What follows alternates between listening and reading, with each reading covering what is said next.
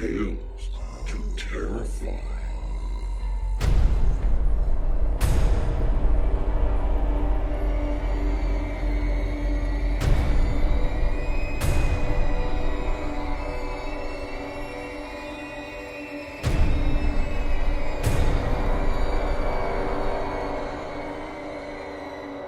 Good evening, children of the night. Welcome to our new home in the Shenandoah Valley. I trust you had an easy enough time finding your way here.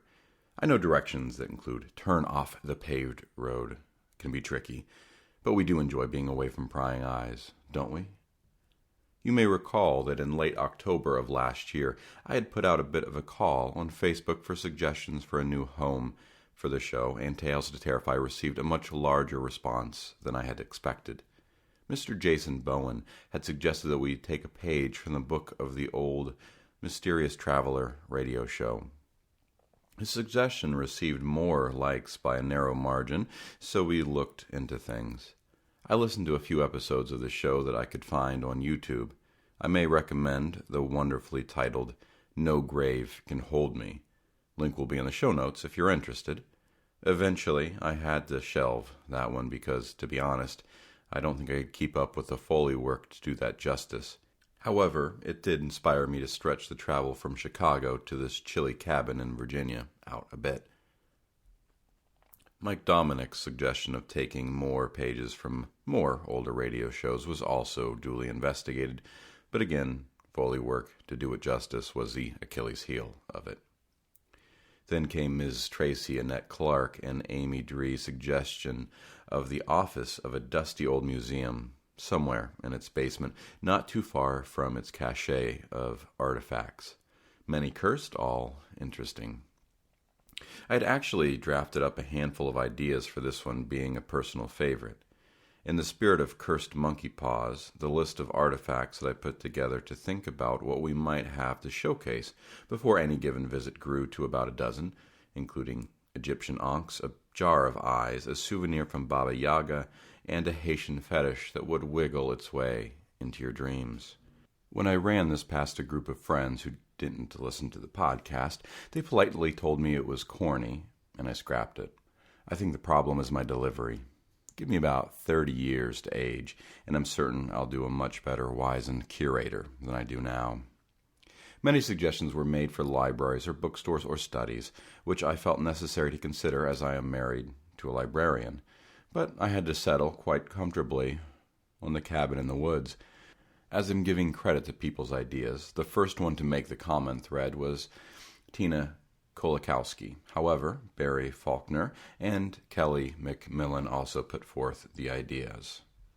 Ignore, if you can, for a moment, the trope of the cabin in the woods. You know the ones that I mean, the ones with college kids, the bro, the stoner, the girl who is obviously about to be killed but decides the right course of action is to take all of her clothes off, the one who is smart enough to say, I don't know about this, guys, but not smart enough to get in the car and leave. That cabin in the woods, put it aside. As a regular hiker, I've been caught in torrential downpours, miscalculated hike durations, and found myself without illumination with miles to go in the night, and come to the realization that on a very unpopular trail, that should I break my tibia or some other bone below the navel, I'd either have to drag myself for quite a ways, or hope that this week is one that someone else decided to take a walk in the woods. I mention all of this in our chosen genre of fiction or even thought. There are few stories that manage to escape the idea of isolation, be it physically, spiritually, socially, or emotionally. What better captures that than a cabin in the woods? Tonight's first story finds a mother becoming more and more distant from the realities around her, damaging those closest to her, and it has been brought to us by David Niall Wilson, who has been writing and publishing horror, dark fantasy, and science fiction since the mid-'80s. An ordained minister, once president of the Horror Writers Association, and multiple recipient of the Bram Stoker Award, his novels include Maelstrom, The Mote in Andrea's Eye, Deep Blue, the Grail's Covenant Trilogy, Star Trek Voyager, Chrysalis, Except You Go Through Shadow, This Is My Blood, Ancient Eyes, On the Third Day, The Orpheus Wheel, and Vintage Soul, Book 1, and the DeChance Chronicles. The Stargate Atlantis novel Brimstone, written with Patricia Lee McComber, in his most recent. He has over 150 short stories published in anthologies, magazines, and 5 collections, the most recent of which were Defining Moments, published in 2007 by WFC award-winning Sarab Press, and the currently available Ennui and Other States of Madness from Dark Regions Press. His work has appeared in and is due out in various anthologies and magazines. David lives and loves with Patricia Lee McComber in the historic William R. White House in Hertford, North Carolina, with their children Billy, Zach, Zane, and Katie, and occasionally their genius college daughter, Stephanie. David is CEO and founder of Crossroad Press, a cutting-edge digital publishing company specializing in electronic novels, collections, and nonfiction, as well as unabridged audiobooks. Find more about Crossroad Press either at the Crossroad Press blog, the Crossroad Press online store, or the Digital Drive-In, a blog filled with reviews, interviews, podcasts, and video clips. And now, David Nials-Wilson's Blameless. Susan poured the last of the gin over her already diluted orange juice and took a big gulp. In the background, loud and insistent, little Bobby continued to wail. She could almost imagine that the sounds were meant as penance, that the stabbing pain of the headache they brought was for atonement, not accusation. Almost. Retrieving the bottle of formula she'd been heating on the stove, she threw her own empty bottle into the trash and moved slowly into the hall, heading for the baby's room. Her baby's room. Hers and... She felt the chilling touch of iced gin on her wrist as her hand began shaking violently. She had to get a grip on this, a tighter grip even than she had on the baby bottle in her hand, which was threatening to collapse from the pressure. There was no reason for this to ruin her life. Their life. She tried once more to soothe herself with a quick gulp of her drink. At least she could lower the level in the glass to where she wouldn't be spilling it. God knew that she and John had enough to worry about without her greeting him at the door in gin-soaked clothes. The baby's door was slightly ajar, leaking a small wedge of light into the gloomy hall. Susan had not yet bothered to turn on any of the home's other lights, feeling that the dim, colorless atmosphere was more fitted to her own mood. Now Bobby's wailing cries, emanating from the same spot as the only light in the house, had an almost hypnotic, focusing effect. She felt drawn forward, no choices remaining, drawn forward and back at the same time.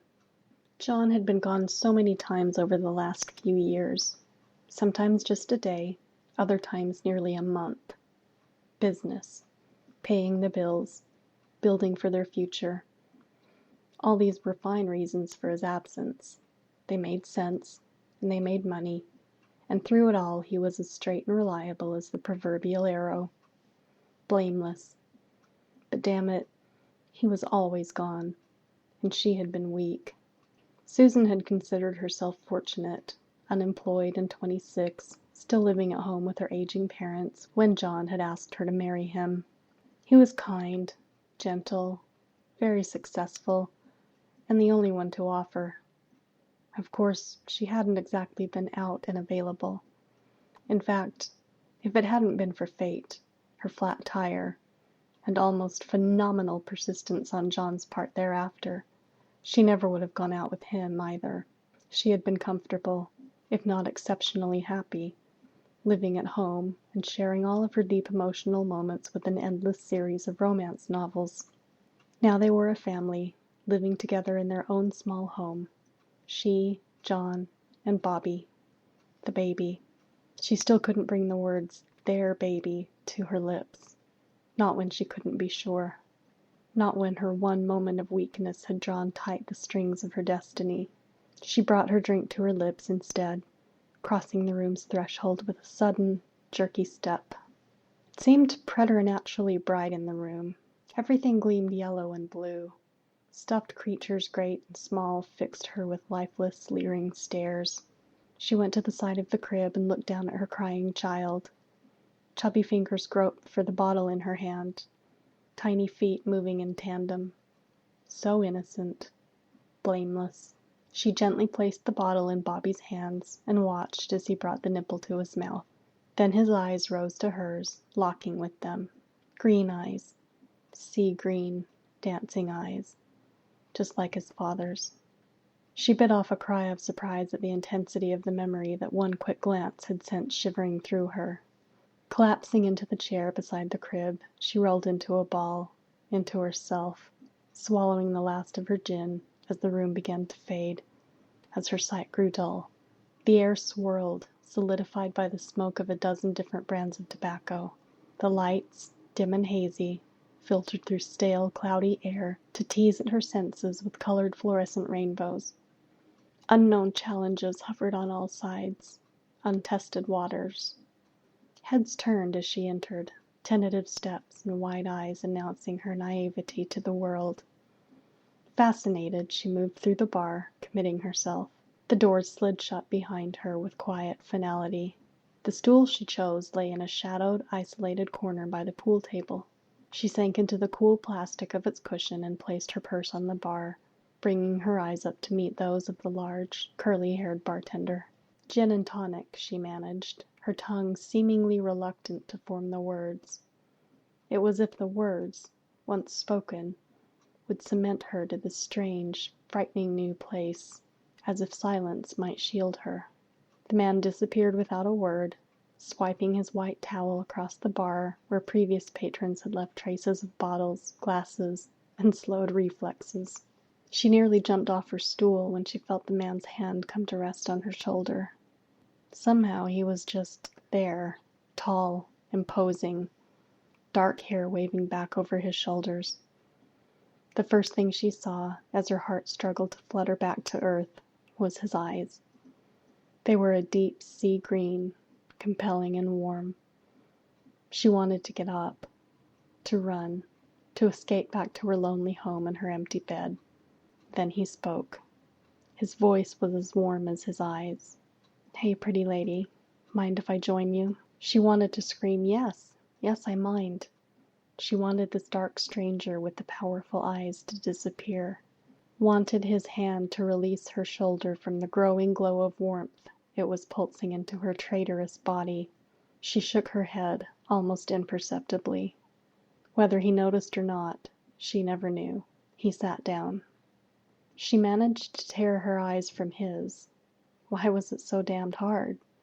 His arm rested on the bar, one large, slender hand firmly planted atop her own. She stared, fascinated. On his forearm, almost mystical in the odd, glowing haze of smoke and neon light, was a tattoo of a dragon. It was green and gold, cuffing his wrist and snaking back up to slavering jaws and glittering eyes that peered at her from just below his elbow. She had never been so close to a tattoo. The thought almost amused her. It added to the surreality of the moment. How many times had she read about people feeling they were outside reality looking in? "You don't look like a regular," he was saying. "New in town? Slumming? How about a hint?" His words seemed like some off-kilter script, a not quite real-time overdub from another planet. His eyes danced. Her mind fought wildly for control of the situation. An image from her childhood surfaced. That snake in the Jungle Book. What had its name been? Ka? She felt as the boy must have, as if she was being hypnotized. At the same time, her rational side told her it was only her fear, her guilt over being out with John away, that had robbed her of her wits. That and the damned gin. The drink she'd ordered would not be the evening's first, not by a long shot. Somehow, once she had stepped through the doors of this place, a commitment had been made. She could still hear Father Simon intoning, "To commit the sin in your mind is to commit the sin." She knew that whatever happened next, she was guilty. It was like an inevitable chain of events had grabbed her and was rushing her along, helpless. No escape. I have to go," she managed, feebly and rising too quickly. "I'm sorry." His eyes flickered from amusement to curiosity, somehow managing to do so, while snaking up and down the length of her body. She cursed whatever stupid impulse had led her to wear such a short skirt. "You haven't finished your drink," he observed, nodding toward the glass that now sat before her. Reaching for his wallet, he threw a 5 on the bar. "On me, friend," he said. The bartender shrugged and took the bill. Susan was far too slow to protest. There had been more meaningless words, more drinks. Her mind drifted through scattered images, stumbling from the bar stool. Strong arms supporting her. Soothing words. Heat. There had been such heat wherever he had touched her, and he had touched her over and over, lingering in places and ways that John never would have dreamed of, especially in public. They had been in his car before she even realized she would not be going home that night. Her thigh pressed so tightly against him that he had trouble manipulating the gear shift, or had the lingering tangles of his arm and her legs been intentional. More heat. The room came into focus, melding with the final glimpse of her dream, memory. The house had seemed so surreal the morning after. He'd dropped her at her car, the reality of the day seeping insidiously between them. Somehow his eyes had seemed less bright, the tattoo more threatening and less mysterious. She hadn't even asked his name, and the sunlight had shone through the tinted glass of the car's windows, bright and hot. A celestial spotlight. There she is, adulteress.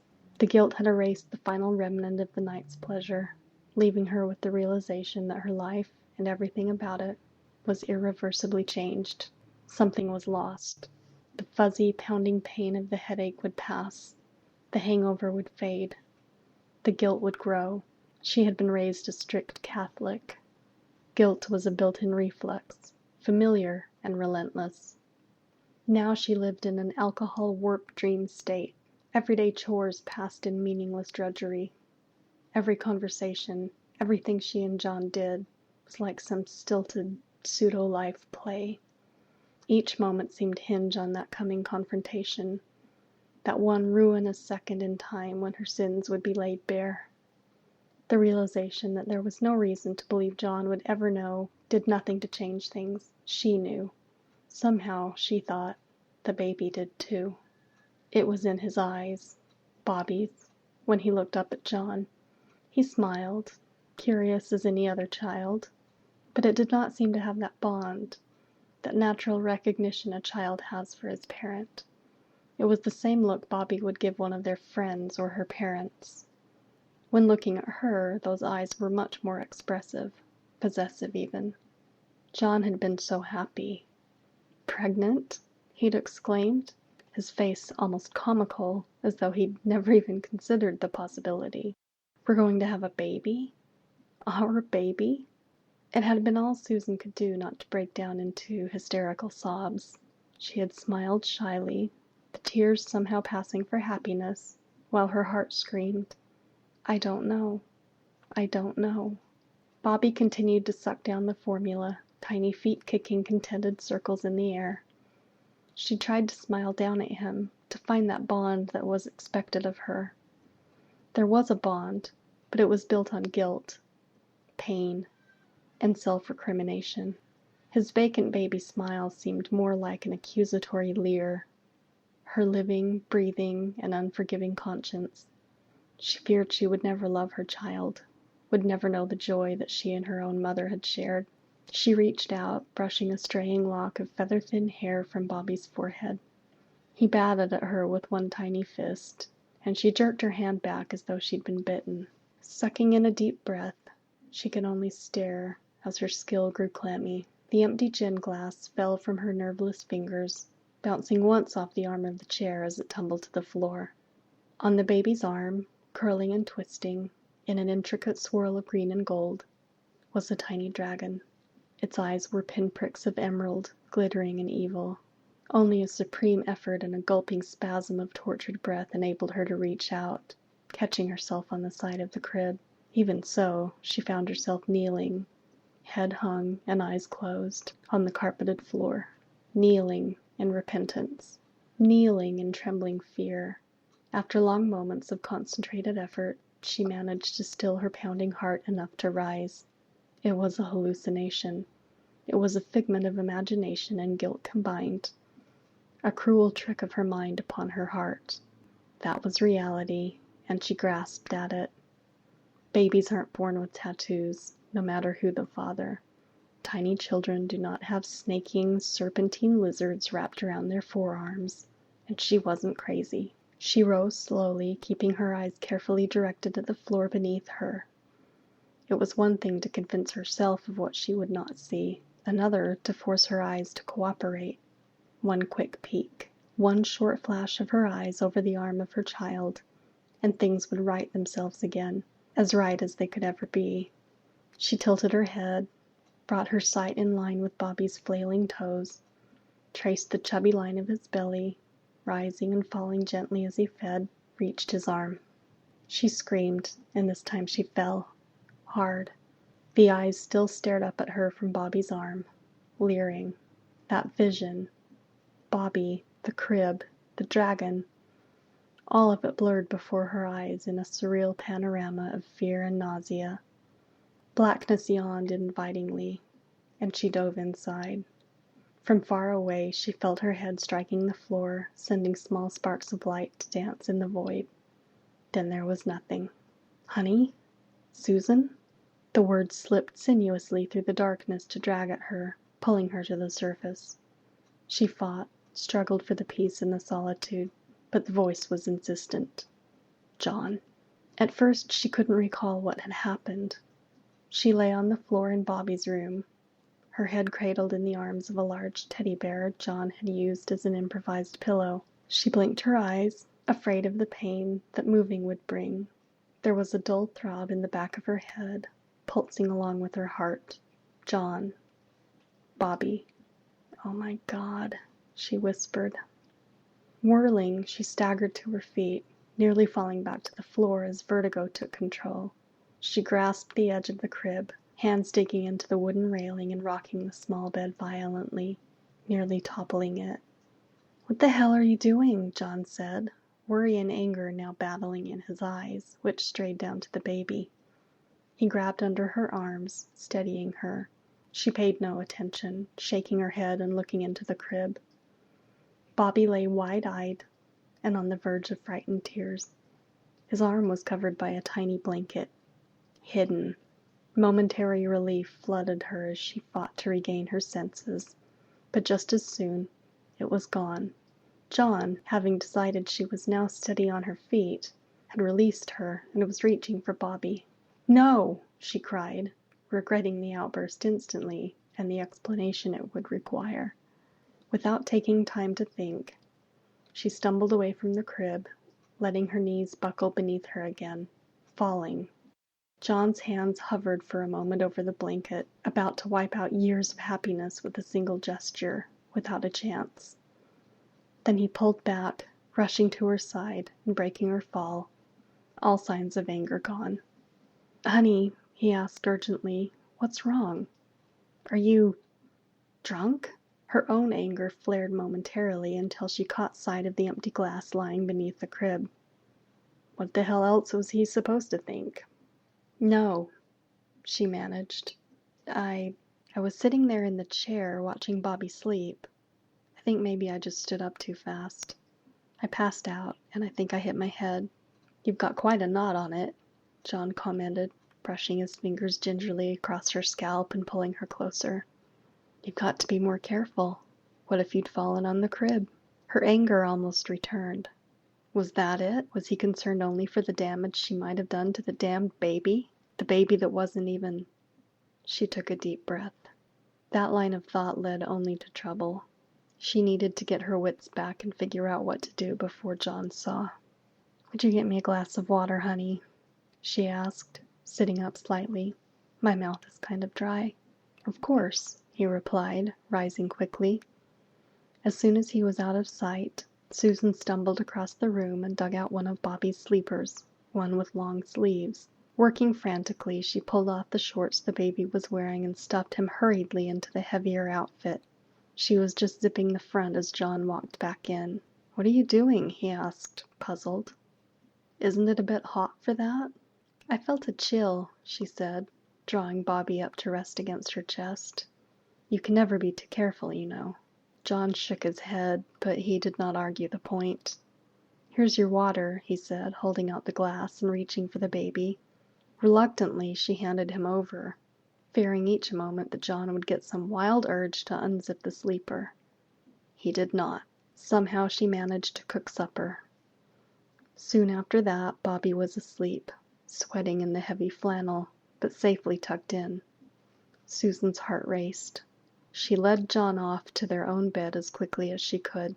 She didn't want to make love, not now, but she needed the closeness, the comfort of him. Besides, the more tightly she was wrapped around him, the more totally they were bonded, the less chance he might grow restless and go in to check on the baby. It was several hours before he fell asleep in her arms, and another hour beyond that when she allowed herself to drop into a restless, fitful pit of darkness and nightmares. Dragons filled her dreams, dragons and dancing, sea-green eyes. It's only a 3-day trip this time, honey, John was saying, gulping down the last drops of his third cup of coffee and reaching for his briefcase. After this, I promise I'll take some time off. Time for you and Bobby. She just smiled, her face a mask of false, plastic complacency. Her mind was whirling, making her dizzy and nauseous. John took her in his arms, giving her one last hug, and started down the hall to the baby's room. Her heart froze, then began pulsing so heavily that the sound deafened her. What if he saw? Was this the moment? The end? Her knees began to tremble, and she fell heavily into one of the dining room chairs. Eyes riveted to the hall, to that door. She saw John exit the room through a milky haze. He was smiling, calling some sort of childish farewell over his shoulder to the doorway, to the baby. She rose, numb and cold, allowing him to hug her a last time, but unable to return any pressure. Honey, he said, is something wrong? You look pale. I'll be all right, she answered, shaking her head slowly back and forth. I just didn't sleep well last night. I think I'll lie down for a little while. Well, he said, obviously not convinced. I'll be at the office for a couple hours before I take off. If you need me, call, okay? I will, she said softly. Have a good trip. Then he was gone. She hesitated, not wanting to do what she knew she had to. But in the end, she had no choice. She felt as if she were floating down the hallway to the baby's room. Bobby was awake, gurgling and spitting, tiny arms windmilling in pointless baby circles. His eyes followed her as she approached. He seemed to understand. Surely when he was grown and she could share this with him, he would understand. She reached down gently and unzipped the sleeper, sliding it back off his shoulders.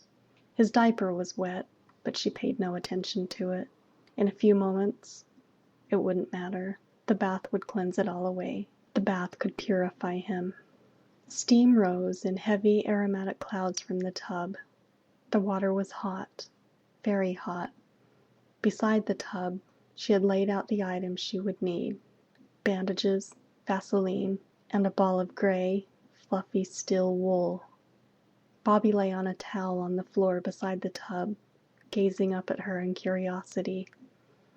She returned the gaze as lovingly as possible, but the dragon, that damnable tattooed monstrosity on his arm, seemed to writhe and twist, mocking her. It's okay, baby, she explained softly, picking the child up and holding him above the water in the tub. Mommy's going to fix everything. Don't you worry. Daddy will never see it. Bobby went into the water with a hiss of steam and a scream. She ignored him, grabbing the steel wool in one hand and holding him tightly with the other. Don't fight me, honey, she chided, eyes glazed. Bobby's eyes were rolling back in his head, his breath stolen by the blistering heat and the shock of the pain on his tiny arm as she rubbed frantically.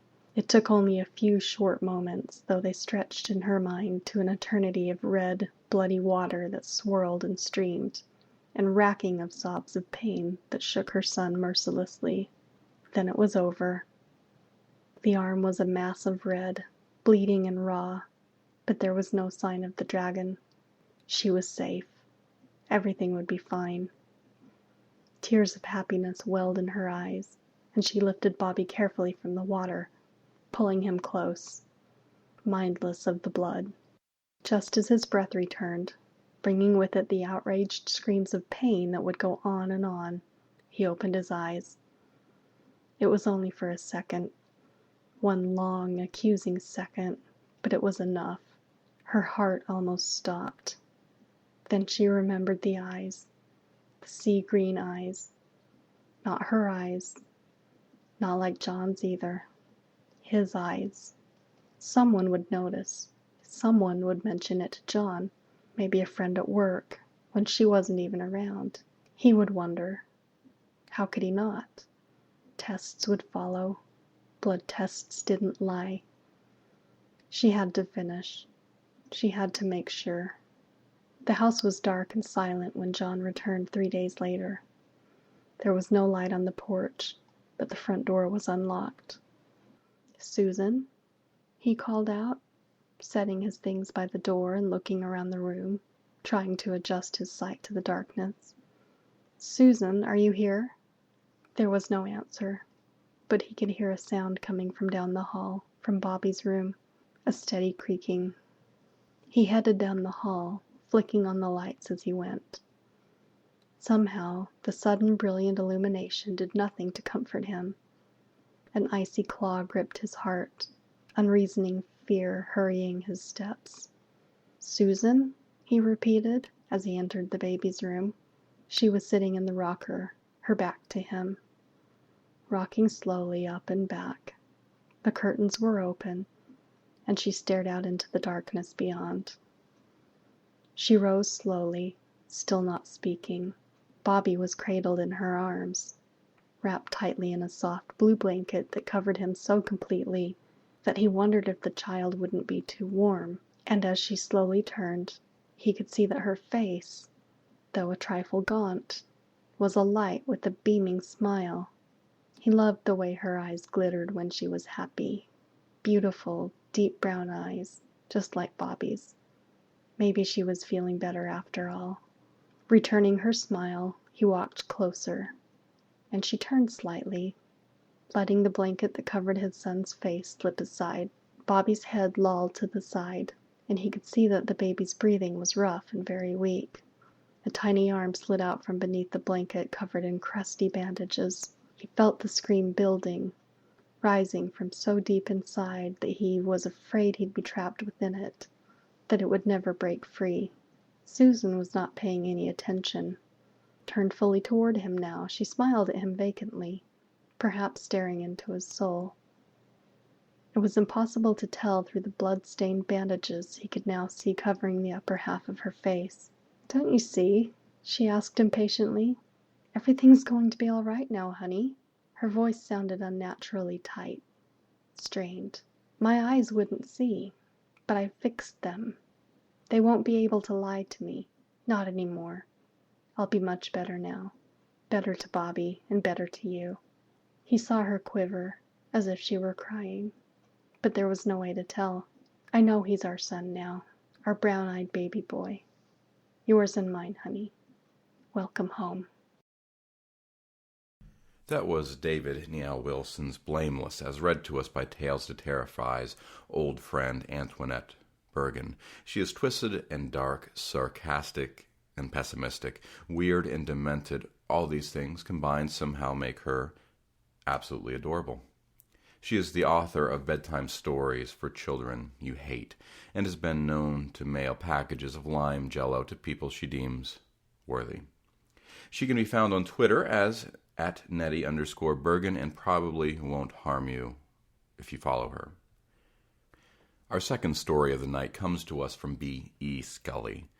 She writes tales dark and strange, drinks red wine and murky beer, cooks, reads, studies, and believes in the Golden Key. Scully lives in a haunted red house that lacks a foundation in the misty woods of Oregon, with a variety of human and animal companions. Scully's short story collection, The Knife and the Wound It Deals, is currently available on Amazon and other fine venues, along with the critically acclaimed gothic thriller Verland, The Transformation. In the show notes, I'll put in a couple of links. The first is a bit of a Q&A on Furbolg Publishing's website with B.E. Scully in reference to the anthology of short stories Enter at Your Own Risk. The End is the Beginning. Also, in that same page, you'll see the response to the same questions by another author in the anthology, none other than Tales to Terrify's founder, Lawrence Santaro.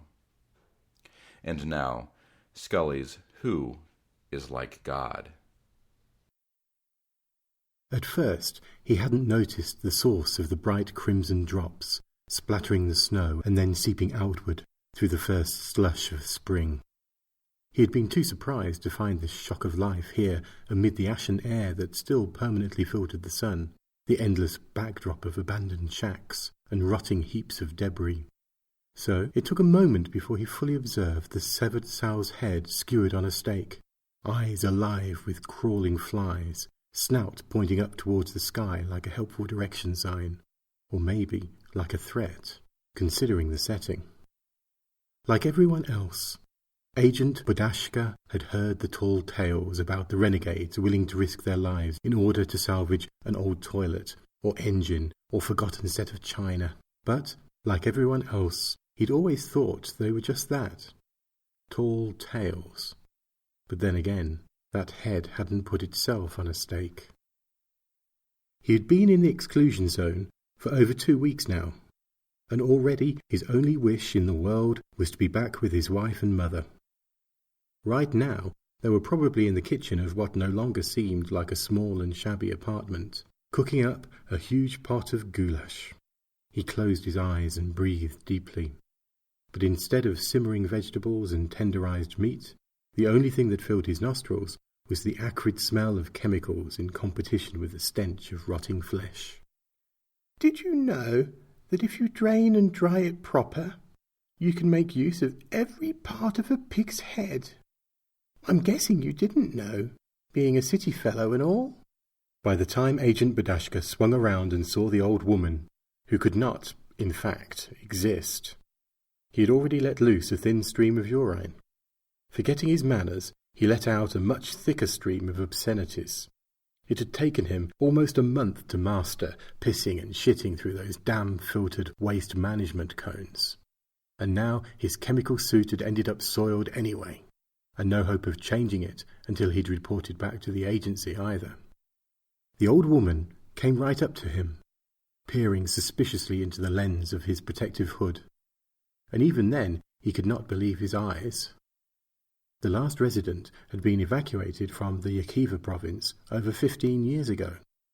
The entire region had been quarantined, and until some overzealous bureaucrat had gotten the bright idea that maybe it was time to send some poor fool like Agent Budashka in to test the water and soil levels, no human being had set foot in the exclusion zone since then. And yet, there she was, a woman so wizened and grizzled that fixing her with a numerical age was as irrelevant as the threadbare babushka holding back a frizzle of white hair, most of which appeared to have evacuated with the rest of the residents.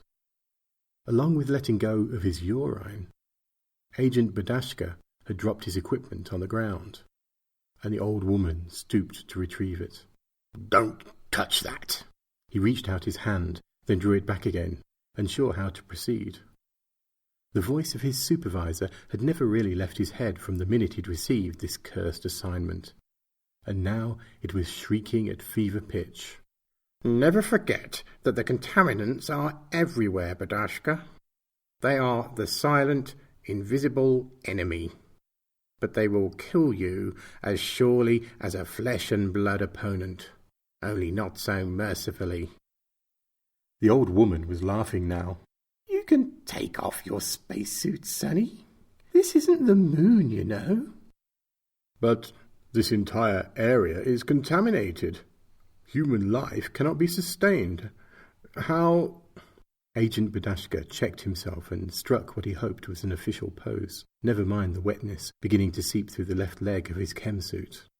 By official order of the government, this region has been declared an exclusion zone. No citizen is permitted to trespass within 10 kilometers of the borders, nor attempt to remove any objects, wildlife, or... My people are from Taras, about 3 kilometers from number 5, just over that ridge you see there. The old woman pointed across the horizon and then produced a flask of vodka from her thick layer of skirts. She took a long swallow and held it out to him. When he shook his head, she shrugged and took another swallow before the flask disappeared back into the skirts. Agent Badashka spoke slowly now, as if talking to an idiot. Reactor 5 was the epicenter of the entire mishap. I was there for the evacuations. No one was left behind. No one. Not one man, woman, or child. No one. Taras is a ghost town, entirely uninhabitable, and shall remain so for at least another 150 years, by order of the government. Oh, don't feel bad about your government, Sonny. They got us all out, just like you say, every man, woman, and child. At least what was left of the men. Only thing is, some of us came back. And before Agent Badashka had the chance to tell the old woman that she could not, in fact, exist, a hard blow came to the back of his head. He fell to his knees and rolled over onto his back. And the last thing he saw was the sow's head, its Richter's snout, pointing maniacally at the sky. But what are we going to do, Iona Katraya? What are we going to do? Maria Vitosh-Tislenko, I know what I'm going to do with you if you don't stop pacing my floor like a drunken buzzard. You're making me seasick in my own living room. Shh! He's waking up! He's waking up! Agent Badashka peeled one eye open and stared stupidly at the circle of wizened faces surrounding him. The rich odour of goulash filled the tiny room. And for one crazy moment he thought that his wish had come true, that he was back in his own home with his wife and mother, about to sit down to a hot meal. But this soot-stained shack wasn't his house, and these shabby, malformed crones certainly were not his mother, let alone his wife. And if he needed any further proof of that, the expertly tied ropes binding his arms and legs to the chair he was sitting on would do. He shook his head and tried to clear his mind. The agency had warned him about possible exposure sickness, how it could mess with a person's head, make him see or hear things that weren't really there, and smell things too, like simmering vegetables and tenderized meat. In a great blast of panic, he realized that the old fools had removed the protective headgear from his chemsuit. My mask! What have you done with my mask? Don't worry, Sonny. The air might look foul and smell even worse, but it hasn't killed us yet. And tell your nose it can stop its sniffing. There's plenty of that goulash to go around. The sow that you met there outside was kind enough to donate the rest of himself to our little feast. Eating any meat or animal product from the exclusion zone is strictly forbidden. It's a government order, as I'm sure you're aware. According to Regulation 11.5 of the Safe Food and Water Act, a body can't live on a regulation, Sonny. Agent Badashka paused. It was hard to argue with that, and the goulash did smell delicious, especially after weeks of nothing but sterile packets of dehydrated rations. One of the crones leaned toward him, and Agent Badashka tried not to stare at the fleshy protrusion on the right side of her neck. A goiter or tumour, perhaps. Not surprising, all things considered. But the effects of the exposure must really be worsening now, because Agent Badashka could have sworn that he saw the thing moving, like a fat worm. The white worm leaned closer. What's your name, young man? My name is Chief Agent Badashka from the... Psh! I mean your Christian name, boy. The one your own mammy called you when she bounced you on her knee. I'm old enough to be your mammy twice over, after all. Agent Badashka decided to let it pass that this was statistically impossible. My name is Mikhailia Osip Badashka. Ah, Mikhailia. An old name means who is like God. When I was a little girl, I could never quite figure that one out, the way it wasn't meant to be a statement. Not who is like God, but a question. Who is like God? Have you ever figured out the answer, boy? The women laughed and slapped their thick, sturdy thighs. The one with the babushka, whom the others had called Iona Katria, nudged White Worm in the side. Tell Chief Agent Mikhailia your Christian name. Go on. Go on. White Worm smiled a toothless worm smile and stared at him with watery, faded eyes. My mother chose my Christian name, Nastasia. Do you know what it means, boy? Agent Badashka shook his head. Despite the frigid air and draughty walls, he felt sweat stinging his eyes and dampening the back of his now useless chemsuit. It means of the resurrection. One of the women went to an ancient-looking samovar in the corner and began carefully pouring tea into each of the crone's chipped and broken teacups. Sorry we can't offer you any, young man, but we can't grow this on our own just yet. Have to make it last. The main thing is pig fat and vodka, though. Iona Katria broke in. And both of those we can do. She bent her head to sip the steaming tea, and Agent Badashka thought he saw the fabric of the babushka ripple and seethe. He strained his eyes harder in the hazy light, but the babushka was still. He twisted his hands beneath the ropes, which might as well have been steel bands. Pigs are meaner out here, though, one of the crones was saying. Meaner and tougher, like everything else that wants to survive. Meat's not so soft and tender like you're probably used to. And we haven't tried to catch the wolves yet. Damn wolves are always eating up the pigs, too. Iona Katria eyed him and the babushka rippled again. Survival. It always comes down to food, don't you think, Chief Agent Mikhailia? She nodded to a withered apple of a woman sitting quietly in the corner. See Neva Olena Vitoshka over there? She comes from Yava, along the eastern border. Way before you were born, the government wanted to force the peasants off of their own land and into the factories, but the peasants in Yava wouldn't budge. Eventually, the great men who decide such things came up with a plan to starve them off the land. Livestock and grain were seized, food rations were cut, and millions were left to a slow and agonizing death. Many families survived by slaughtering one child at a time in order to save the others. You get my meaning, Chief Agent Mikhailia? Naturally, the youngest daughter was the first chosen. Iona Katria sat back in her chair and closed her eyes.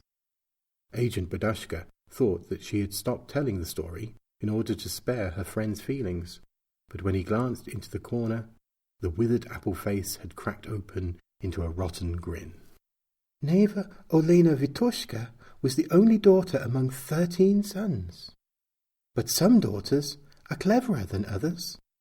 Some know the dangerous plants of the forest, and just how much to add to the tea of an already weakened child. Neva Olena Vitoshka survived the Great Famine, just as we have survived here. Agent Badashka's mouth had gone dry, and he struggled to get the words past his throat.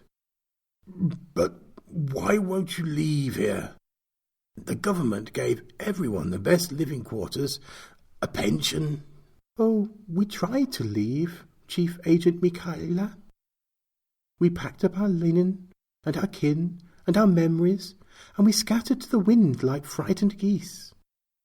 But it's not so easy for the old. our children could get jobs and learn to drive shiny automobiles and drink vodka in fancy cafes. But we were too old to learn new ways.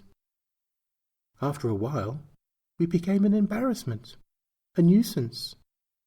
And then, after a while longer, we were forgotten.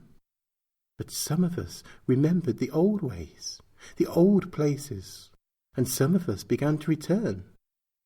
Just a few at first, and then others. We learned to work together, to grow or hunt whatever we needed, to survive. But where are the men?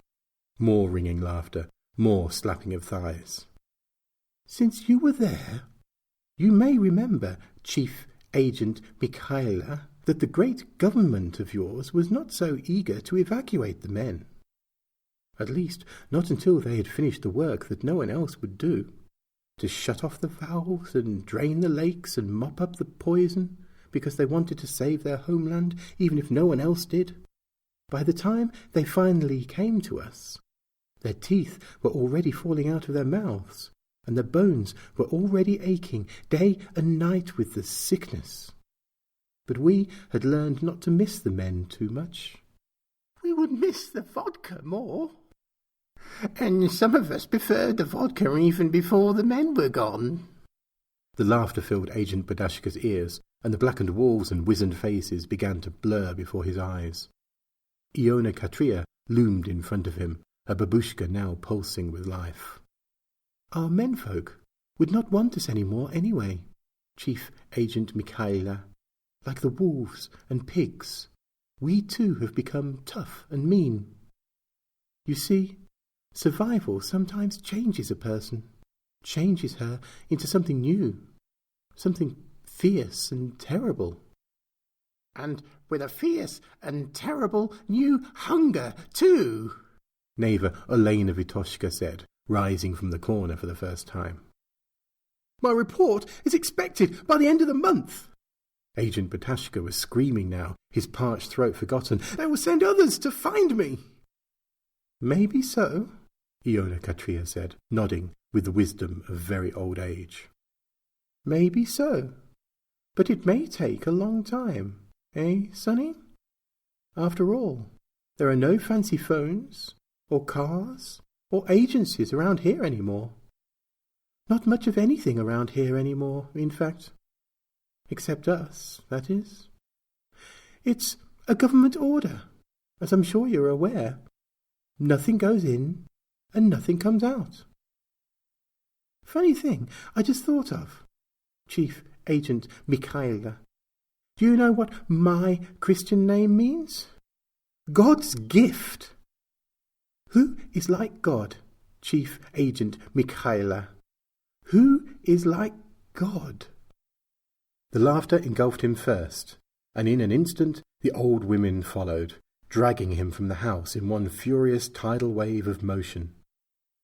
The last thing Agent Badashka saw, as his blood splattered the snow and then seeped outward through the first slush of spring, was the sow's head, pointing upward in what he now knew was both a direction sign and a warning, all in one. That was B.E. Scully's Who is Like God, read to us by Dennis M. Lane of the Starship Sofa fame. Dennis M. Lane is a Riesling Award 2013 short poem Blind Obedience, 2013 long poem Grandfather, and Dwarf Stars Award 2013 Replacement, nominated poet and writer of science fiction short stories and novels. He was born in the monochrome days of the early 60s, deep in the industrial heartland of England. Coming of age during the Thatcher years, the conflict that he experienced during the steel strike and the teacher strike played a great part in his political development. In 1986, he traveled to rural Nigeria as a volunteer teacher, and this led to a long career working in international development, which continues to this day. He has lived in 7 countries across Africa, the Caribbean, and the Pacific, each country making its own impact upon him. He has finally settled in South Africa, where he has now lived for almost 10 years. Dennis M. Lane's writing range is from poetry, which covers a variety of themes, from the personal to the political, and are written in a range of styles and forms, through short stories to longer forms. His first poetry collection, 8 Million Stories, was published in November 2010. A collection of science fiction short stories, poetry, and flash fiction, The Pouring Dark, was published in September 2012. His first novel, Talatu, a young adult science fiction tale, was published in March of 2013. His second novel was published in August 2013, The King's Jewel, the first of the Assassin's Creed with a backbone of Stargate, and is populated by his own ancestors, going back as far as the time of Christ. Thank you, Dennis. Thank you for joining us out here in the cold, forgotten slice of Old Dominion's mountains. You'll find us again here next week for another edition of Tales to Terrify.